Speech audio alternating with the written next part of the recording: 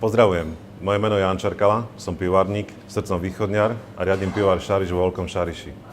Spolu s kolegami sa snažíme variť to najlepšie pivo z prírodných surovín a zároveň nám záleží aj na prostredí, ktoré je okolo nás.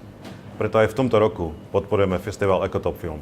Náš program s názvom Prosperita sa zameriava na čistý svet bez odpadov, šetrný prístup k spotrebe vody a energií, na rozvoj spolupráce predovšetkým s lokálnymi partnermi či na podporu komunity v okolí nášho pivovaru vďaka programu s názvom Šariš ľuďom. Jedným z našich dobrovoľných záväzkov bolo znížiť spotrebu vody pri výrobe piva do roku 2020 na 3 litre vody na liter vyrobeného piva.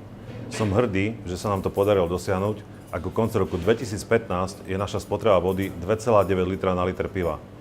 Vďaka dôslednejšej separácii odpadov a vzdelávaniu našich zamestnancov sme za posledné roky znížili aj produkciu komunálneho odpadu o takmer 36 %. Svoje záväzky naplňame aj tým, že podporujeme lokálnych dodávateľov. 100 % jačmeňa používané na výrobu sladu pochádza od slovenských výrobcov.